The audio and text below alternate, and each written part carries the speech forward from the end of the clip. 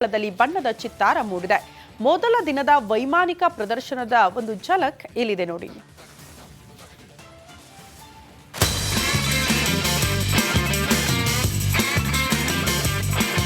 Aero India 2025 ಈ ಶೋನ ಮತ್ತೊಂದು ಅದ್ಭುತವನ್ನ ರಿಪಬ್ಲಿಕನ್ನರ ವೀಕ್ಷಕರಿಗಾಗಿ ನಾನು ತೋರಿಸ್ತಾ ಇದ್ದೀನಿ. Magnificent piece C390 millennium aircraft.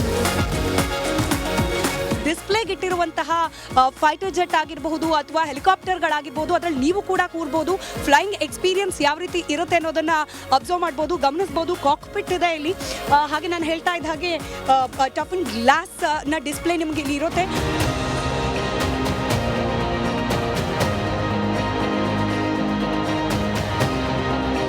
ಆಗಸದಲ್ಲಿ ರಣರೋಚಕ ಸಾಹಸ, ಫೈಟರ್ ಜೆಟ್ಗಳ ಘರ್ಜನೆ, ಆಕಾಶದಲ್ಲಿ ಪ್ರಜ್ವಲಿಸಿದ ಸೂರ್ಯಕಿರಣ್, ತೇಜಸ್, ಲೋಹದ ಹಕ್ಕಿಗಳ ಅದ್ಭುತ ಪ್ರದರ್ಶನವನ್ನ ಕುತೂಹಲದಿಂದ ಕಣ್ತುಂಬಿಕೊಂಡ ಸಾವಿರಾರು ಜನರು.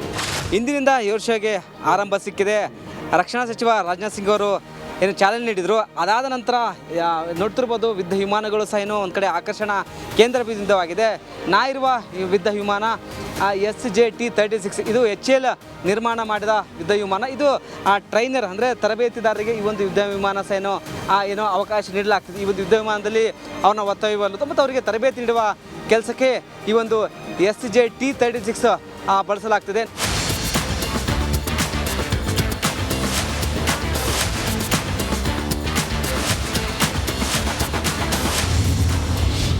ರಾಜಧಾನಿ ಬಾನಂಗಳದಲ್ಲಿ ಲೋಹದ ಹಕ್ಕಿಗಳ ಚಿತ್ತಾರ. ಏರ್ ಶೋ 2025ರಲ್ಲಿ ಯುದ್ಧ ವಿಮಾನಗಳ ಚಮತ್ಕಾರ. 15ನೇ ಏರೋ ಇಂಡಿಯಾ ಸಮಾರಂಭದಲ್ಲಿ ಇಡೀ ವಿಶ್ವದ ಕಣ್ಣು ಸೆಳೀತಾ ಇರುವಂಥ 2 ಏರ್ಕ್ರಾಫ್ಟ್ಗಳಿದೆ. ಒಂದು ಅಮೆರಿಕದ F-35 ಆಗಿದೆ, ಮತ್ತೊಂದು ರಷ್ಯಾದ Su-57. ಬದ್ಧ ವೈರಿ ರಾಷ್ಟ್ರಗಳಿಂದ ನಿರ್ಮಿಸಲಾಗಿರುವಂಥ 2 ಸ್ಟೆಲ್ತ್ ಏರ್ಕ್ರಾಫ್ಟ್ಗಳಿದಾಗಿರುವಂಥದ್ದು. ಏಷ್ಯಾದ ಅತಿ ದೊಡ್ಡ ವೈಮಾನಿಕ ಪ್ರದರ್ಶನಕ್ಕೆ ರಾಜಧಾನಿ ಸಾಕ್ಷಿಯಾಗಿದೆ. 2 ವರ್ಷಗಳಿಗೊಮ್ಮೆ ನಡೆಯುವ ಏರ್ ಶೋಗೆ ಕೇಂದ್ರ ಸಚಿವ ರಾಜನಾಥ್ ಸಿಂಗ್ ಚಾಲನೆ ಕೊಟ್ಟಿದ್ದಾರೆ. ಯುದ್ಧ ವಿಮಾನಗಳು, ಒಂದು ರಷ್ಯಾದ Su-57, ಸುಖೋಯ್ ನಿರ್ಮಿತ Su-57, ಹಾಗೆ ಅಮೆರಿಕಾದ F-35.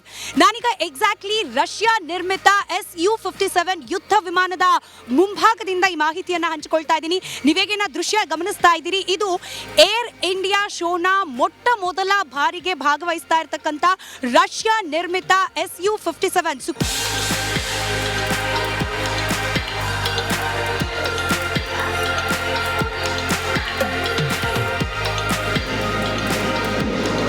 ಈ ಬಾರಿ ಏರ್ ಶೋದಲ್ಲಿ 100ಕ್ಕೂ ಹೆಚ್ಚು ರಾಷ್ಟ್ರಗಳು ಭಾಗಿಯಾಗಿದ್ದು, 900ಕ್ಕೂ ಹೆಚ್ಚು ಪ್ರದರ್ಶಕರು, 80ಕ್ಕೂ ಹೆಚ್ಚು ದೇಶಗಳ ಪ್ರಮುಖರು ಭಾಗಿಯಾಗಿದ್ದರು. ಇನ್ನು ಮೊದಲ ದಿನ ಏರ್ ಶೋಗೆ ಚಾಲನೆ ಕೊಟ್ಟ ಸಚಿವ ರಾಜನಾಥ್ ಸಿಂಗ್ ಮಹಾಕುಂಭಕ್ಕೆ ಹೋಲಿಕೆ ಮಾಡಿದರು.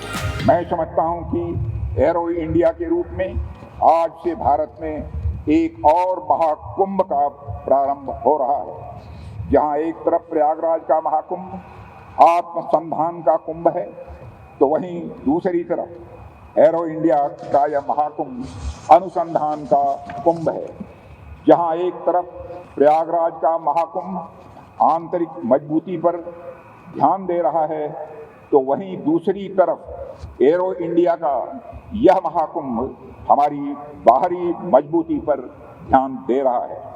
जहां एक तरफ प्रयागराज का महाकुंभ भारत की संस्कृति को दर्शा रहा है, तो वहीं दूसरी तरफ एरो इंडिया का यह महाकुंभ भारत की शक्ति को दर्शा रहा है. एक तरफ जहां परंपरा और अध्यात्म का महाकुंभ चल रहा है, तो वहीं दूसरी तरफ पराक्रम और आयुध का महाकुंभ चल रहा है. ರಷ್ಯಾ ಅಮೆರಿಕನ್ ಫೈಟ್ ಏರ್ಕ್ರಾಫ್ಟ್ಗಳು ಈ ಬಾರಿ ವಿಶೇಷವಾಗಿದ್ದು, AI, cyber security, global aerospace ಒಳಗೊಂಡಂತೆ ನೂತನ ತಂತ್ರಜ್ಞಾನಗಳು ಗಮನ ಸೆಳೆದವು.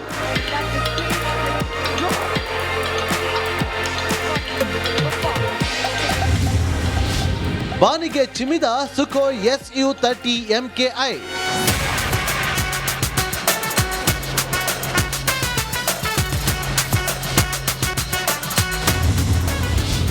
ಸೂರ್ಯಕಿರಣ್ ಏರೋಬ್ಯಾಟಿಕ್ ಹಾರಾಟ.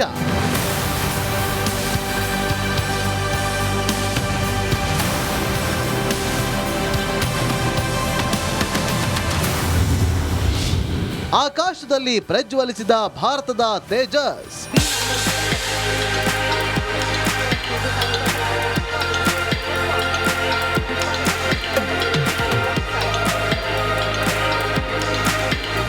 ಹೀಗೆ ಮೊದಲ ದಿನದ ಏರ್ ಶೋ ಬಗ್ಗೆ ರಿಪಬ್ಲಿಕ್ ಕನ್ನಡ ಮೆಗಾ ಕವರೇಜ್ ಮಾಡಿದ್ರೆ ಆತ ಬಾನಿನಲ್ಲಿ ಲೋಹದ ಹಕ್ಕಿಗಳ ಹಾರಾಟವನ್ನ ಕಂಡಂತ ಬೆಂಗಳೂರಿಗರು ಸಖತ್ ಖುಷಿ ಪಟ್ರು.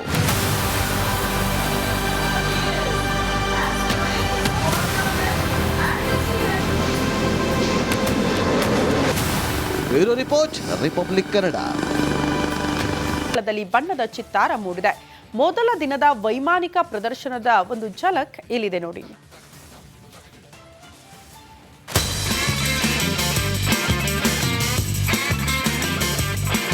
ಏರೋ ಇಂಡಿಯಾ 2025 ಈ ಶೋನ ಮತ್ತೊಂದು ಅದ್ಭುತವನ್ನ ರಿಪಬ್ಲಿಕ್ ಕನ್ನಡ ವೀಕ್ಷಕರಿಗಾಗಿ ನಾನು ತೋರಿಸ್ತಾ ಇದ್ದೀನಿ. Magnificent piece C390 millennium aircraft. ಡಿಸ್ಪ್ಲೇಗೆ ಇಟ್ಟಿರುವಂತಹ ಫೈಟರ್ ಜೆಟ್ ಆಗಿರಬಹುದು ಅಥವಾ ಹೆಲಿಕಾಪ್ಟರ್ಗಳಾಗಿರ್ಬೋದು, ಅದರಲ್ಲಿ ನೀವು ಕೂಡ ಕೂರ್ಬೋದು. ಫ್ಲೈಯಿಂಗ್ ಎಕ್ಸ್ಪೀರಿಯನ್ಸ್ ಯಾವ ರೀತಿ ಇರುತ್ತೆ ಅನ್ನೋದನ್ನ ಅಬ್ಸರ್ವ್ ಮಾಡ್ಬೋದು, ಗಮನಿಸ್ಬೋದು. ಕಾಕ್ಪಿಟ್ ಇದೆ ಇಲ್ಲಿ. ಹಾಗೆ ನಾನು ಹೇಳ್ತಾ ಇದ್ದ ಹಾಗೆ ಟಫ್ ಅಂಡ್ ಗ್ಲಾಸ್ ನ ಡಿಸ್ಪ್ಲೇ ನಿಮ್ಗೆ ಇಲ್ಲಿ ಇರುತ್ತೆ.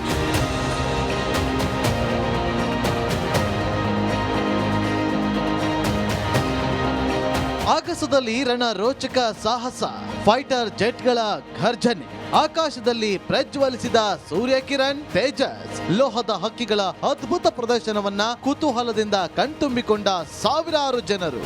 ಇಂದಿನಿಂದ ಏರ್ ಶೋಗೆ ಆರಂಭ ಸಿಕ್ಕಿದೆ.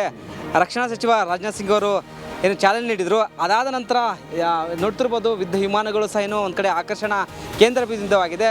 ನಾ ಇರುವ ಯುದ್ಧ ವಿಮಾನ SJT-36. ಇದು HAL ನಿರ್ಮಾಣ ಮಾಡಿದ ಯುದ್ಧ ವಿಮಾನ. ಇದು ಟ್ರೈನರ್ ಅಂದರೆ ತರಬೇತಿದಾರರಿಗೆ ಈ ಒಂದು ಯುದ್ಧ ವಿಮಾನ ಸಹ ಏನೋ ಅವಕಾಶ ನೀಡಲಾಗ್ತದೆ. ಈ ಒಂದು ಯುದ್ಧ ವಿಮಾನದಲ್ಲಿ ಅವನ ಒತ್ತೊಯ್ಯಲು ಮತ್ತು ಅವರಿಗೆ ತರಬೇತಿ ನೀಡುವ ಕೆಲಸಕ್ಕೆ ಈ ಒಂದು SJT-36 ಬಳಸಲಾಗ್ತದೆ.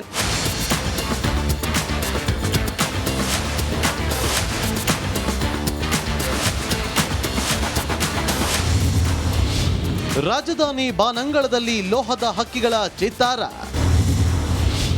ಏರ್ ಶೋ 2025ರಲ್ಲಿ ಯುದ್ಧ ವಿಮಾನಗಳ ಚಮತ್ಕಾರ. 15ನೇ ಏರೋ ಇಂಡಿಯಾ ಸಮಾರಂಭದಲ್ಲಿ ಇಡೀ ವಿಶ್ವದ ಕಣ್ಣು ಸೆಳೀತಾ ಇರುವಂಥ 2 ಏರ್ಕ್ರಾಫ್ಟ್ಗಳಿದೆ. ಒಂದು ಅಮೆರಿಕದ F-35 ಆಗಿದ್ರೆ, ಮತ್ತೊಂದು ರಷ್ಯಾದ Su-57. ಬದ್ಧ ವೈರಿ ರಾಷ್ಟ್ರಗಳಿಂದ ನಿರ್ಮಿಸಲಾಗಿರುವಂಥ 2 ಸ್ಟೆಲ್ತ್ ಏರ್ಕ್ರಾಫ್ಟ್ಗಳಿದಾಗಿರುವಂಥದ್ದು. ಏಷ್ಯಾದ ಅತಿ ದೊಡ್ಡ ವೈಮಾನಿಕ ಪ್ರದರ್ಶನಕ್ಕೆ ರಾಜಧಾನಿ ಸಾಕ್ಷಿಯಾಗಿದೆ. 2 ವರ್ಷಗಳಿಗೊಮ್ಮೆ ನಡೆಯುವ ಏರ್ ಶೋಗೆ ಕೇಂದ್ರ ಸಚಿವ ರಾಜನಾಥ್ ಸಿಂಗ್ ಚಾಲನೆ ಕೊಟ್ಟಿದ್ದಾರೆ. ಯುದ್ಧ ವಿಮಾನಗಳು, ಒಂದು ರಷ್ಯಾದ Su-57 ಸುಕೋಯ್ ನಿರ್ಮಿತ Su-57 ಹಾಗೆ ಅಮೆರಿಕಾದ F-35. ನಾನೀಗ ಎಕ್ಸಾಕ್ಟ್ಲಿ ರಷ್ಯಾ ನಿರ್ಮಿತ Su-57 ಯುದ್ಧ ವಿಮಾನದ ಮುಂಭಾಗದಿಂದ ಈ ಮಾಹಿತಿಯನ್ನು ಹಂಚಿಕೊಳ್ತಾ ಇದ್ದೀನಿ. ನೀವೇಗೇನ ದೃಶ್ಯ ಗಮನಿಸ್ತಾ ಇದ್ದೀರಿ, ಇದು ಏರ್ ಇಂಡಿಯಾ ಶೋನ ಮೊಟ್ಟ ಮೊದಲ ಬಾರಿಗೆ ಭಾಗವಹಿಸ್ತಾ ಇರತಕ್ಕಂಥ ರಷ್ಯಾ ನಿರ್ಮಿತ Su-57.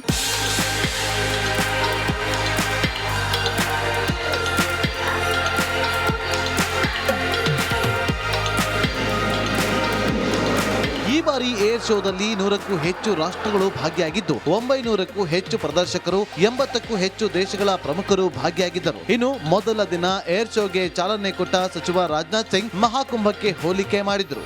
मैं समझता हूं कि एरो इंडिया के रूप में आज से भारत में एक और महाकुंभ का प्रारंभ हो रहा है, जहां एक तरफ प्रयागराज का महाकुंभ आत्मसंधान का कुंभ है, तो वहीं दूसरी तरफ एरो इंडिया का यह महाकुंभ अनुसंधान का कुंभ है. जहां एक तरफ प्रयागराज का महाकुंभ आंतरिक मजबूती पर ध्यान दे रहा है, तो वहीं दूसरी तरफ एरो इंडिया का यह महाकुंभ हमारी बाहरी मजबूती पर ध्यान दे रहा है. जहां एक तरफ प्रयागराज का महाकुंभ भारत की संस्कृति को दर्शा रहा है, तो वहीं दूसरी तरफ एरो इंडिया का यह महाकुंभ भारत की शक्ति को दर्शा रहा है. एक तरफ जहां परंपरा और अध्यात्म का महाकुंभ चल रहा है, तो वहीं दूसरी तरफ पराक्रम और आयुध का महाकुंभ चल रहा है. ರಷ್ಯಾ ಅಮೆರಿಕನ್ ಫೈಟ್ ಏರ್ಕ್ರಾಫ್ಟ್ಗಳು ಈ ಬಾರಿ ವಿಶೇಷವಾಗಿದ್ದು AI, cyber security, global aerospace ಒಳಗೊಂಡಂತೆ ನೂತನ ತಂತ್ರಜ್ಞಾನಗಳು ಗಮನ ಸೆಳೆದವು.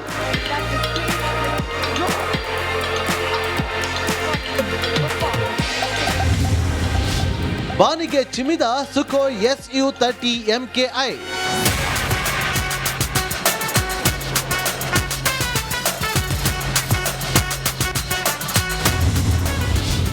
ಸೂರ್ಯಕಿರಣ್ ಏರೋಬ್ಯಾಟಿಕ್ ಹಾರಾಟ.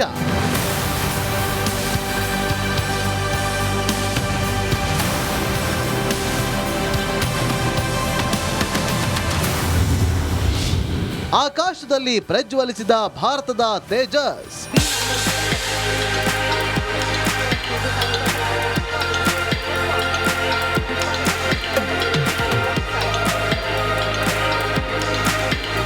ಹೀಗೆ ಮೊದಲ ದಿನದ ಏರ್ ಶೋ ಬಗ್ಗೆ ರಿಪಬ್ಲಿಕ್ ಕನ್ನಡ ಮೆಗಾ ಕವರೇಜ್ ಮಾಡಿದ್ರೆ ಆತ ಬಾನಿನಲ್ಲಿ ಲೋಹದ ಹಕ್ಕಿಗಳ ಹಾರಾಟವನ್ನ ಕಂಡಂತ ಬೆಂಗಳೂರಿಗರು ಸಖತ್ ಖುಷಿ ಪಟ್ರು.